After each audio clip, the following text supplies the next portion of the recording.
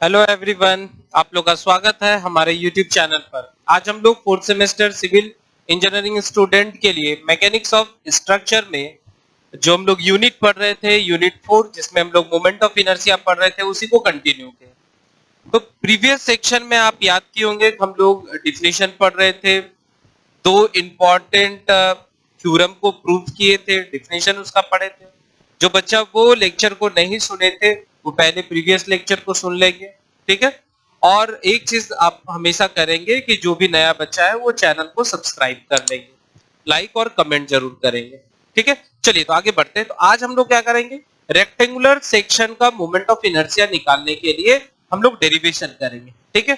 तो चलिए मान लेते हैं कि मेरे पास एक रेक्टेंगुलर लेमिना है, एक रेक्टेंगुलर सेक्शन, और उसका हमको मोमेंट ऑफ इनर्शिया निकालना है, ठीक है। तो क्या करेंगे, तो सबसे पहला हम लोग को मार्क्स में आ सकता है कि रेक्टेंगुलर सेक्शन का मोमेंट ऑफ इनर्शिया निकालना है उसके सेंट्रोइडल एक्सिस पर। तो ध्यान देना बाबू, करेंगे क्या, तो सबसे पहले जो फिगर है उसके बारे में लिख देंगे। क्या लिखेंगे, तो कंसीडर ए रेक्टेंगुलर लेमिना, एक छोटा सा रेक्टेंगुलर लेमिना ले लेते हैं, टुकड़ा ले लेते हैं, विथ विड्थ जिसका ब्रेथ जो है b है और डेप्थ जो है d है। आप फिगर पे देख पा रहे होंगे। और उसमें क्या करना है कि ये जो रेक्टेंगुलर सेक्शन है इसमें एलिमेंटल लेना है, ये आपका जिसका डिस्टेंस जो है, थिकनेस जो है वह dy है, और इसका बॉटम से, ध्यान देना, इसका बॉटम से जो दूरी है वो y है, ठीक है। तो जो जो आपको दिख रहा है बस उसको आप लिख देना है। तो क्या लिख रहा है कि now consider a small strip, एक छोटा सा परत ले लीजिए, of thickness dy at a distance y from the base, base से आप y डिस्टेंस पर ले लो। अब हम लोग क्या करेंगे, moment of inertia of elemental portion about AB। अब ये जो एलिमेंटल पोर्शन है इसका मोमेंट ऑफ इनर्शिया कहां निकाल, AB पर निकालेंगे। तो हम जानते हैं मोमेंट ऑफ इनर्शिया का एक ही फॉर्मूला, एकदम याद कर जाना है कि मोमेंट ऑफ इनर्शिया है एरिया गुना डिस्टेंस का स्क्वायर। तो एलिमेंटल पोर्शन है तो उसका area dA into Y square. अच्छा, इसका एरिया क्या होगा, तो आपको दिख रहा है dA इक्वल टू, यहां से यहां तो ब्रेथ है तो B into dy, thickness, length गुना ब्रेथ इंटू वाई स्क्वायर, ठीक है। तो इसी तरह इसमें हजारों एलिमेंटल पोर्शन है और उस सारे एलिमेंटल पोर्शन का मोमेंट ऑफ इनर्शिया कहां निकालना है, तो बॉटम पर निकालना है, जिसको हम लोग भी कह रहे हैं। तो हम लोग कहेंगे therefore total moment of inertia of all such portion about it's base. तो हमको इंटीग्रेशन कर देना है, क्योंकि टोटल का निकालना है तो सम कर देना, और सम की जगह हम लोग क्या करेंगे, इंटीग्रेशन कर दिए, किसका, एरिया इंटू वाई स्क्वायर। ये तो एक का है, इसी तरह हजारों का क्या होगा, तो इंटीग्रेशन। लिमिट कहां से लेना है बाबू, तो लिमिट कहां से लेना है, यहां से देखिए ऊपर जा रहे हैं, तो यहां से 0 से लेके d तक, तो लिमिट 0 से लेके d तक। अब एरिया dA है तो यहां वैल्यू लिख दिए, b चूंकि कांस्टेंट है तो इंटीग्रेशन से बाहर निकाल दिए, तो ये y स्क्वायर dy हो गया। और आप मैथ्स में पढ़े थे कि x का पावर n इंटू dx अगर होगा और इसका इंटीग्रेशन करना है तो क्या होता है, x का power n+1 divided by n+1। तो वही सेम रिलेशन यहाँ देखो, स्क्वायर है तो पावर बढ़ जाता है तो 3 हो गया, जो पावर बढ़ता है वही नीचे लिखा गया। और फिर लिमिट जो दिया हुआ है ये पुट कर दिए, और एक बार अपर लिमिट पुट करेंगे, एक बार लोअर लिमिट पुट करेंगे, तो यहाँ सॉल्व करने पर जो मेरा वैल्यूज आ रहा है वो कितना आ रहा है, BD3। तो याद रखना है कि बेस पर रेक्टेंगुलर सेक्शन का मोमेंट ऑफ इनर्शिया का फॉर्मूला हो जाएगा BD3। तो आई होप आपको समझ में आया होगा। अब हम लोग क्या करेंगे, यहीं से now movement of inertia about centroidal axis। अब हम लोग सेंट्रोइडल एक्सिस पर निकालेंगे। तो मान लेते हैं ये इसका सेंटर है, ये रेक्टेंगल का सेंटर, और यहां खींच दिए इसको, मैं यही सेंट्रोइडल है CG। और आपको क्या है, यहां से यहां तक का डिस्टेंस तो क्लियर हो गया कि ये डिस्टेंस होगा d/2, क्योंकि आधा इधर है आधा। तो हम लोग क्या करेंगे, यूजिंग पैरेलल एक्सिस थ्योरम, अभी ऑलरेडी हम लोग प्रीवियस लेक्चर में पढ़े थे। तो यूजिंग पैरेलल एक्सिस थ्योरम में क्या है, moment of inertia AB reference line is equal to moment of inertia about its CG। अब plus area into H square, और यही आपका h हो गया। यहां से यहां तक का जो डिस्टेंस है, सेंटर से रेफरेंस लाइन का दूरी को h कह रहे हैं। तो यहां देखो तो ये ऑलरेडी आप निकाल चुके हो, BD क्यूब बटे 3, तो लिख देंगे BD cube by 3 is equal to moment of inertia CG पर निकालना है, किस एक्सिस के पैरेलल, तो x एक्सिस पर, प्लस एरिया, तो एरिया कितना B इंटू डी, लेंथ गुना ब्रेथ, और h कितना हो जाएगा, तो h, और तो यहां आप लिख दो d/2 का होल स्क्वायर। और जब आप इसको सॉल्व करेंगे तो मोमेंट ऑफ इनर्शिया x पर, मतलब इसके CG पर कितना हो गया, तो BD क्यूब बाई 12, और ये हम लोग फर्स्ट ही लेक्चर में फॉर्मूला रट चुके थे, और उस समय ही आपको बोले थे कि हम लोग डेरिवेशन करके प्रूफ भी करेंगे कि BD क्यूब बटे 12 कहां से आता है। तो आई होप आपको ये समझ में आ गया होगा। तो इसको घोट जाना है बाबू, एकदम रट जाना है, जब तक आप जिंदा रहेगा इसको रटे रहेंगे कि moment of inertia of rectangular section about it CG BD cube बटे 12, और बेस पर कितना हो जाएगा, BD क्यूब बटे 3। थोड़ा भी कंफ्यूज मत कीजिएगा, ऑब्जेक्टिव में इसका आने का चांसेस ज्यादा है। अब इसी पर हम लोग क्या करते हैं, बेस्ट एक न्यूमेरिकल्स लेते हैं, आसान सा छोटा सा न्यूमेरिकल्स लेते हैं, ठीक है, और फिर हम लोग इसी पर एक कंप्यूटर्स लेंगे और दोनों न्यूमेरिकल को सॉल्व करेंगे, और ज्यादा से ज्यादा न्यूमेरिकल्स आप जो है वह बुक से प्रैक्टिस कीजिए। हम आपको PDF भेज देंगे, आप वहां से भी प्रैक्टिस कर सकते हैं, आप मेरे बुक से भी अच्छा न्यूमेरिकल्स है उसमें से भी आप कॉपी करके बना सकते हैं अच्छे से, ठीक है। तो चलिए हम लोग एक क्वेश्चन लेते हैं और वहां पर हम लोग मोमेंट ऑफ इनर्शिया निकालना चाहेंगे, ठीक है। तो एक सिंपल क्वेश्चन लेते हैं, calculate the moment of inertia about centroidal axis. हम लोग मोमेंट ऑफ इनर्शिया कहां निकालते हैं, सेंट्रोइडल एक्सिस पर निकालते हैं। तो मान लेते हैं कि मेरे पास एक रेक्टेंगल है और ये रेक्टेंगल का डायमेंशन क्वेश्चन में मान लीजिए दिया हुआ है कि ये 40 mm है और ये यहां से यहां 60 mm है, ठीक है। तो इसको हम लोग ब्रेथ कहते हैं और इसको डेप्थ कहते हैं। तो अबाउट सेंट्रोइडल एक्सिस, अब क्वेश्चन में एक चीज ध्यान देंगे कि आपसे बोल नहीं रहा है कि किस सेंट्रोइडल एक्सिस के अबाउट, x के अबाउट कि y के अबाउट, ठीक है। तो सबसे पहला तो आप यहां पर एक CG पता कर लो और यहां से एक लाइन ऐसे खींच दो, इसको हम x कहेंगे, और एक लाइन ऐसे खींच दो, इसको हम लोग y कहेंगे। तो जब क्वेश्चन में मेंशन नहीं करेगा कि किस सेंट्रोइडल एक्सिस के अबाउट निकालना है, तो आप दोनों एक्सिस के अबाउट निकालोगे। तो यहां पर आप देखेंगे कि B कितना दिया हुआ है, तो 40 mm दिया हुआ है, D कितना दिया हुआ है, तो 60 mm दिया हुआ है। कहां पर निकालना है मोमेंट ऑफ इनर्शिया, CG पर निकालना है। तो आपको पहले ही पढ़ाया हूं कि CG पर निकालना है x एक्सिस के पैरेलल, मतलब इस एक्सिस के रखना है हमको, यहां CG पर निकालना है। तो इस लाइन के पैरेलल जो डायमेंशन दिखेगा उसको पहले लिख देना है। तो B जिसको काटेगा तो D को काट रहा है, तो BD क्यूब बटे 12, ये तो फॉर्मूला हो गया। B का वैल्यू यहां मालूम है 40, D का वैल्यू मालूम है 60 होल क्यूब डिवाइडेड बाय 12। आप इसको जब कैलकुलेटर से सॉल्व करेंगे तो लग 20000 mm का पावर 4। यूनिट याद रखेंगे कि मोमेंट ऑफ इनर्शिया का यूनिट कितना होता है, तो mm का power 4। Similarly moment of inertia y के अबाउट निकालना है, ठीक। तो याद रखना है जिस एक्सिस के अबाउट निकालना है उसके पैरेलल कौन सा डायमेंशन, तो उसके पैरेलल डायमेंशन D है, तो D को लिख देना। किसको काटा, ये देखो B को काटा, यहां पर B फॉर ब्रेथ है, B को काटा, इसलिए B का पावर क्यूब डिवाइडेड बाय 12। तो यहां से 60 40 होल क्यूब डिवाइडेड बाय 12, और यहां से जब आप सॉल्व करेंगे तो वैल्यू कुछ आ 320000 mm का पावर 4।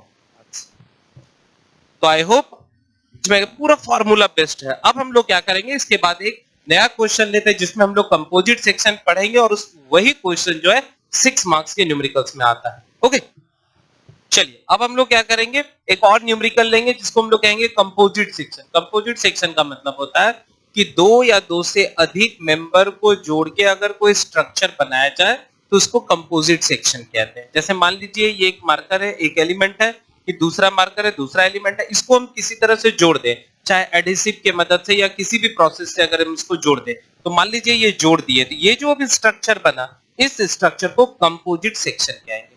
तो अब हम लोग को जो निकालना है वो निकालना है कंपोजिट सेक्शन का मोमेंट ऑफ इनर्शिया। ठीक है, तो कंपोजिट सेक्शन में एक अभी सिंपल एक बहुत आसान सा न्यूमेरिकल्स लेते हैं, जिसमें हम लोग को टी सेक्शन का मोमेंट ऑफ इनर्शिया निकालना है। कहां निकालना है? Centroidal axis.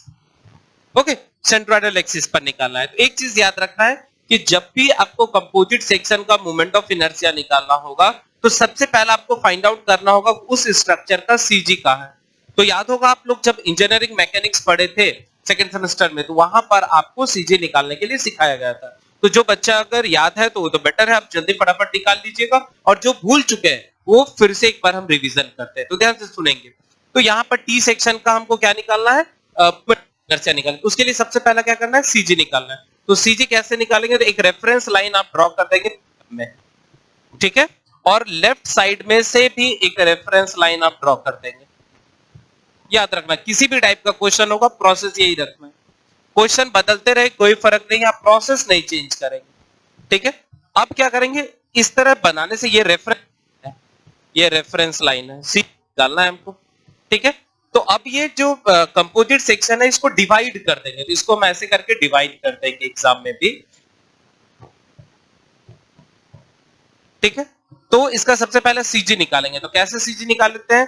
तो 4 रेक्टेंगल फर्स्ट, पहले रेक्टेंगल में चले जाइए, एरिया निकाल लीजिएगा। तो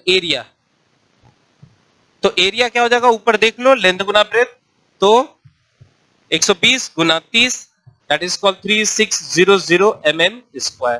कैलकुलेशन बार बार चेक करते रहेंगे, कहीं मिस्टेक होगा आप ठीक कर लेंगे खुद से। ठीक है, अब हम लोग क्या करेंगे? ये इसका सेंटर है, मतलब ये रेक्टेंगल का ये इंडिविजुअल सेंटर यहां है, इस सेंटर को हम G1 कह दिए, और यहां से यहां तक की दूरी को हम x1 मान लेते हैं, और ये जो दूरी है यहां से इसके सेंटर से यहां तक के दूरी को y1 बोल दिए। ठीक है, तो अब हमको क्या करना है? x1 निकालना है। x1 कितना हो जाएगा? तो देखो 120, 120 का आधा 120/2 इज इक्वल टू 60 mm। याद रखना बाबू, ये सब क्वेश्चन तभी मजा आएगा जब आप लेक्चर सुन रहे हैं और साथ साथ प्रैक्टिस भी कर रहे हैं। आप जब भी मेरा लेक्चर सुन रहे हैं तो बिना कॉपी पेन के मदद से आप सुने ही मत, कोई फायदा नहीं होगा। आप मेरा लेक्चर सुन रहे हैं, उसके लिए सबसे पहला कॉपी पेन लेके बैठ जाइए और साथ ही साथ प्रैक्टिस करते रहिए। फिर y1 इज इक्वल टू, ये देखो यहां से यहां 120 है और ये डिस्टेंस 30 है, तो यहां 15 हो गया। तो यहां पर हम लिख सकते हैं 15 plus 120 that is equal to mm 135 mm। Clear है? अब हम लोग चलते हैं फॉर रेक्टेंगल 2। अब दूसरे रेक्टेंगल के लिए जाते हैं, फिर एरिया निकालते हैं। तो एरिया कितना हो जाएगा? 120 गुना 30। ऊपर वाले सेक्शन को फ्लैंज कहते हैं, ये वेव हो जाता है, तो ये फिर से हो गया 3600 mm स्क्वायर। फिर आप क्या करेंगे? x2 निकालेंगे और y2 निकालेंगे। तो फिर फिगर में चलेंगे, इसका सेंटर ये खोज लेंगे, और यहां से दूरी को हम कहेंगे y2, इसको नया नाम दे दीजिए g2, और यहां से रेफरेंस लाइन से दूरी x2। तो आप नोटिस करेंगे कि ये फिगर y एक्सिस के अबाउट सिमेट्रिकल है। इसका मतलब जब आप इसको फोल्ड करेंगे तो ये अगर 60 है तो ये भी 60 होगा, ये भी 60 होगा, तो ये भी 60 होगा। तो x2 बराबर कितना हो जाएगा? 60 mm। और y2 कितना हो जाएगा? 120 है, 120 का आधा कितना हो गया? 60 mm। अब हम लोग क्या करेंगे? therefore CG from reference, अब हम लोग निकालेंगे, कहां निकालेंगे? Reference axis. क्या फॉर्मूला होता है? x bar is equal to a1 x1 plus a2 x2 divided by a1 plus a2। जितना एरिया जितना फट रहेगा वो सारा लिख देंगे। तो यहां से सारा डायमेंशन आप कॉपी करेंगे, लिखेंगे, और जब इसको सॉल्व करेंगे तो x बार बराबर आपको आ जाएगा 60 mm। करेक्ट है? अब हम लोग क्या करेंगे? y बार निकालेंगे। तो y बार बराबर a1 y1 plus a2 y2 divided by a1 plus a2। सारा वैल्यू दीजिए, a1 का वैल्यू आपको दिया हुआ 0 0, का वैल्यू अभी देखो निकला है 135, A2 का वैल्यू आपको निकला हुआ है 3600, I2 का वैल्यू भी आपको निकला हुआ है 60 डिवाइडेड बाई A1, A2 का वैल्यू आपको दिया हुआ है 3600 प्लस 3600। जब आप इसको कैलकुलेटर से सॉल्व करेंगे तो यहां से जो आएगा आप नोट करेंगे, यहां से जो वैल्यू आएगा वो लगभग 97.4 mm आएगा। आप कैलकुलेट फिर से कर लेंगे, ठीक है। तो यहां से मेरा दो वैल्यू निकल गया, x bar equal to 60 mm and y bar is equal to 97.4 mm। अब हम लोग क्या करेंगे कि ये जो वैल्यू है लोकेट करेंगे। ओके, तो चलिए लोग फिगर में इसको लोकेट करते हैं। तो मेरे पास जो जो डेटा आया है उसको आप नोट कर लेंगे। तो मेरे पास काम का जो दो data, x bar is equal to 60 mm और y bar is equal to 97.4 mm। तो आप इसको अच्छे से नोट कर लीजिए, इसको हटाता हूं यहां से।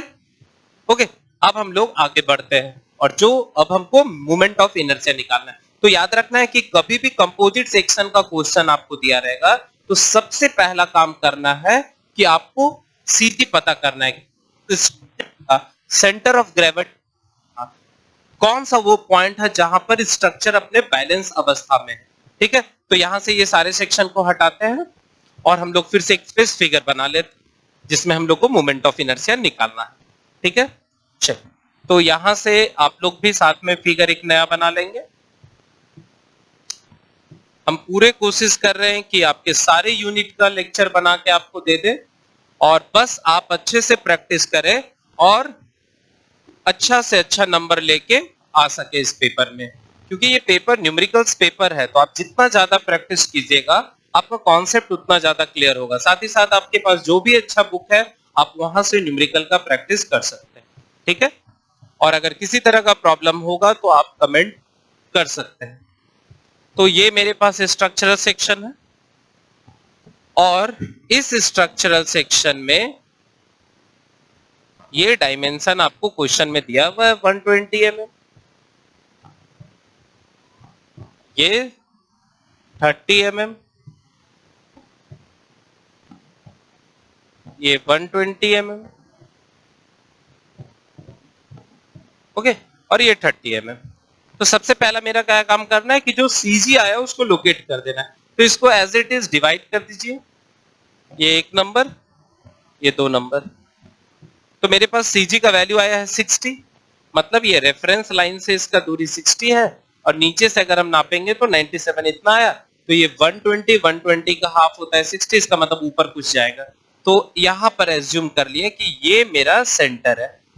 एकदम फ्री हैंड अपने दिमाग से करना है कि ये 120 है, इसका हाफ 60 है, इसका मतलब 97 आया तो थोड़ा ऊपर होगा। तो ये जो पॉइंट आपको मिला है दैट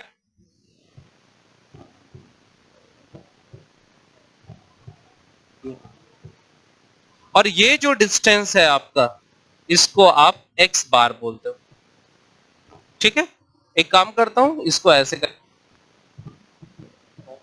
और यहां से एक लाइन आपको ड्रॉ कर देना है and that line is called centroidal axis और इसको आप नए नाम से, ठीक है। अब हम क्या करेंगे, याद रखना है कि पहले रेक्टेंगल का CG कुछ यहां आया था G1 और दूसरे का यहां आया था G2,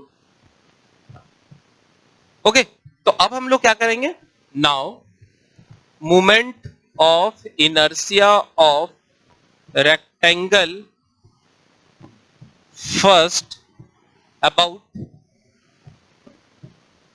एक्स है ना। मोमेंट ऑफ इनर्शिया किसका निकालना है, रेक्टेंगल 1 का। कहां निकालना है, तो एक्स। ये एक्स क्या है, तो यही एक्स सेंट्रोइडल एक्सिस है, ठीक है। अब हम लोग क्या करेंगे, इस फिगर को आपको बाहर निकाल के दिखाते हैं। तो मान लीजिए मेरे पास ये फिगर है, ठीक है, ये फिगर है, ये 120 है, ये 30 है, ये इसका सेंटर है जिसको G1 कह रहे हैं और ये मेरे पास रेफरेंस लाइन है जिसको हम एक्स कह रहे हैं। तो यहां से यहां तक के दूरी को हम लोग क्या कहेंगे, H1 कहेंगे, ओके। और ये लाइन इसके पैरेलल है। तो सबसे पहला क्या करना है, मोमेंट ऑफ इनर्शिया पहले रेक्टेंगल का एक्स एक्स पर निकालना। तो इसके लिए क्या फॉर्मूला होगा, आप ऑलरेडी पढ़े हैं कि ये पैरेलल एक्सिस थ्योरम आ गया। तो पैरेलल एक्सिस थ्योरम में क्या पढ़े थे कि इस बॉडी का मोमेंट ऑफ इनर्शिया आप इसके सेंटर पर निकाल लो, तो मोमेंट ऑफ इनर्शिया इसके सेंटर पर निकालो, प्लस एरिया, तो इस बॉडी का एरिया, और इनटू इसके सेंटर से रेफरेंस लाइन के दूरी का स्क्वायर। याद होगा यही पैरेलल एक्सिस थ्योरम थी। अब आप क्या पढ़े हो कि रेक्टेंगल का, ये रेक्टेंगल अगर है, ये बी है और ये डी है, तो इसका मोमेंट ऑफ इनर्शिया का फॉर्मूला होता है इसके सीजी पर बी डी क्यूब बाई 12। ये फॉर्मूला है, आपको एकदम रट जाना है। ये सब आप बनाते बनाते ही प्रैक्टिस हो जाएगा और आपको रट जाना है, नहीं तो फिर आप हर बार कॉपी पलट के नहीं देख सकते। इसलिए सबसे पहला काम करेंगे, जितना सारा फॉर्मूला है उसको आप अच्छे से याद कर लेंगे। तो यहां से देखो डायरेक्ट लगा रहा हूं, मोमेंट ऑफ इनर्शिया पहला रेक्टेंगल के उसके सीजी पर, तो कितना है, तो ये आपका बी हो गया, ये आपका डी हो गया। तो हम लिख सकते हैं इस लाइन के पैरेलल, देख लो फॉर्मूला में बी डी क्यूब बटे 12, इसका मतलब 120 गुना 30 का होल क्यूब बटे 12, प्लस एरिया, तो एरिया 1200 इंटू 3600 और इंटू, और सबसे टफ जो काम होता है वो H1 निकालना होता है। तो स्टूडेंट ध्यान देंगे, H1 में सबसे ज्यादा आपको परेशानी हो सकता है।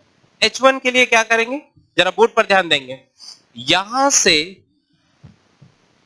यहां तक का जो दूरी है इसको हम y1 कह रहे हैं, और सेंटर से नीचे का जो दूरी है उसको y बार कह रहे हैं। तो हमको क्या चाहिए कि इस सेंटर से इस जगह के दूरी को ही हम लोग H1 कह रहे हैं। तो क्लियर हो गया कि y1 में से y बार घटा देंगे तो H1 निकल जाएगा। तो फॉर्मूला आपको एकदम रट जाना है, तो ये हो जाएगा y1 माइनस y बार का होल स्क्वायर। सिमिलरली अगर आपको कभी H2 निकालना हो तो कुछ मत करेंगे, ऐसे y2 माइनस y बार का होल स्क्वायर। अगर आपको H3 निकालना है तो कुछ मत कीजिए, y3 माइनस y बार का होल स्क्वायर। क्लियर, ये स्क्वायर है, अपने आप ये पूरा टर्म पॉजिटिव हो जाएगा, इसलिए आपको रटने का आसानी तरीका यही कॉन्सेप्ट यूज कीजिएगा। ओके, तो यहां से ये फॉर्मूला हटाता हूं सारा,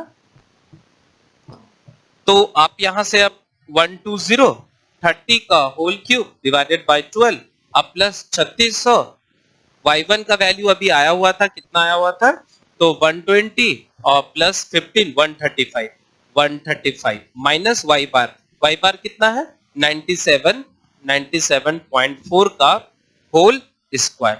जब आप इसको सॉल्व करेंगे तो I1x का जो वैल्यू आएगा वो लगभग आता है 533.2500 mm का पावर 4।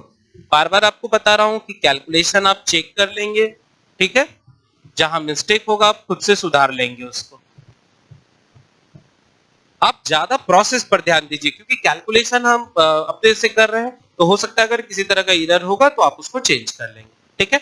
चलिए अब हम लोग क्या करेंगे, मोमेंट ऑफ इनर्शिया दूसरे रेक्टेंगल का कहां निकालेंगे, एक्स एक्स पर। तो सेम फॉर्मूला, पहले उसके खुद के सीजी पर निकाल लो, plus area into H2 square. ये देखो ये लाइन है, अब इस रेक्टेंगल का मोमेंट ऑफ इनर्शिया यहां निकालना।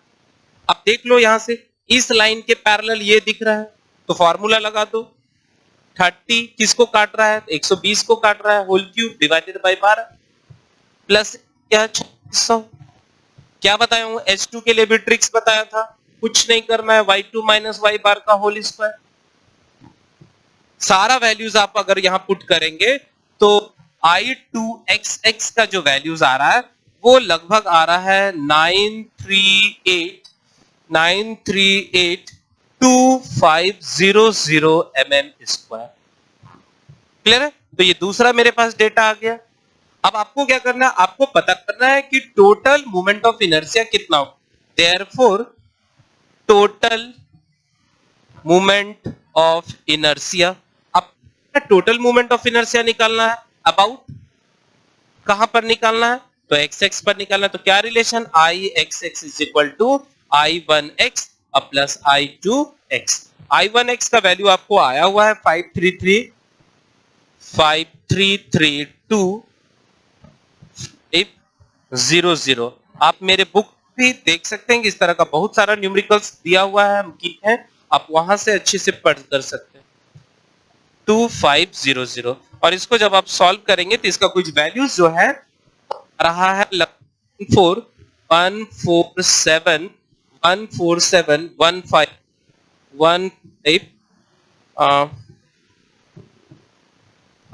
15 000 mm का पावर 4 आंसर आप कैलकुलेट करेंगे तो that is your required answer. तो आई होप ये समझ में न्यूमेरिकल्स आया होगा। तो और भी हम लोग नेक्स्ट लेक्चर में जो है, अभी मोमेंट ऑफ इनर्शिया का बहुत बचा हुआ है, तो नेक्स्ट लेक्चर में हम लोग मोमेंट ऑफ इनर्शिया का और भी अच्छे अच्छे क्वेश्चन लेके आएंगे और आप लोग क्या करेंगे, बुक से प्रैक्टिस करते रहेंगे। ठीक है, तो आज के लिए बस इतना ही। नेक्स्ट लेक्चर के लिए आप वेट करेंगे। Thank you.